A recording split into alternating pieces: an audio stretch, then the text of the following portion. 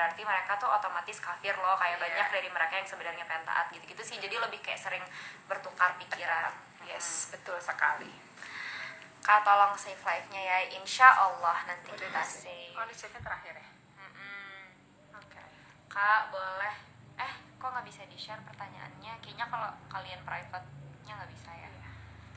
Nih, tips parenting dari Uminya Zafira dong, terutama di bidang akademik. Thank you.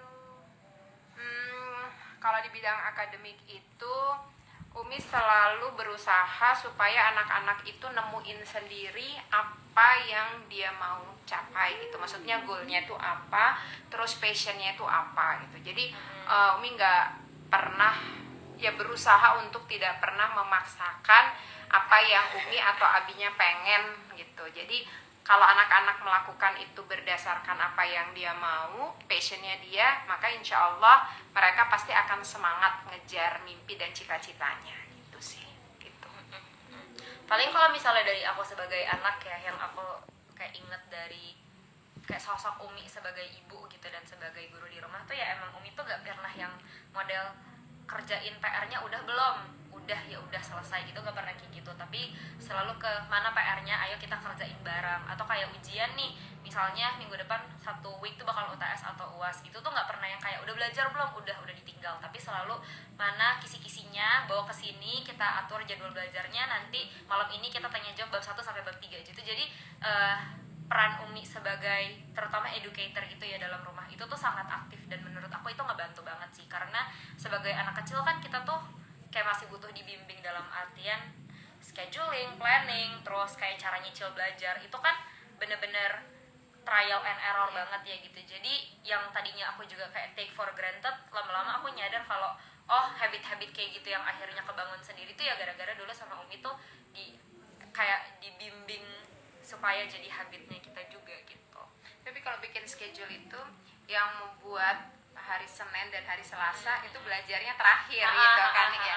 Jadi kalau seminggu sebelumnya itu belajar yang buat hari Jumat, Kamis dulu gitu. Jadi maksudnya strategi. Benar. Membantu anak-anak bikin strategi buat mereka belajar. Dan kalau misalnya yang kayak pelajaran IPA, IPS, yang kayak IPA, matematika yang berhitung, itu tuh juga latihan soal. Terus nanti baru malamnya sebelum tidur baru tanya jawab yang kayak pelajaran hafalan gitu. Jadi bener-bener actively involved banget.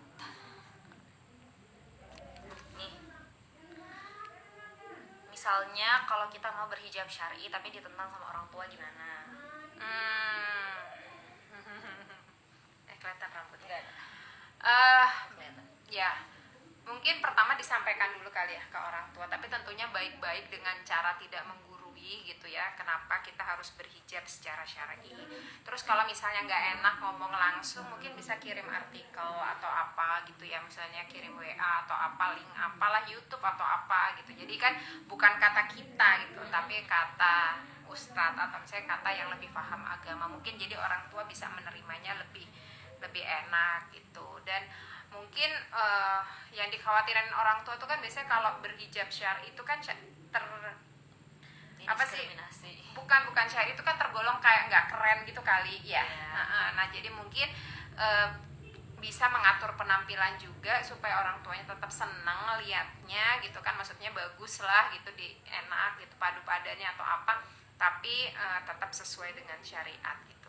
Mungkin iya sih, kalau misalnya dari aku mungkin ditanya dulu aja kenapa khawatirnya, apakah khawatir nggak dapat pekerjaan, apakah khawatir nggak dapat jodoh, khawatirnya tuh di mana? Misalnya pekerjaan, mungkin kita bisa nunjukin ini loh mah orang-orang yang mereka berhijab syar'i tapi mereka tetap dengan karir yang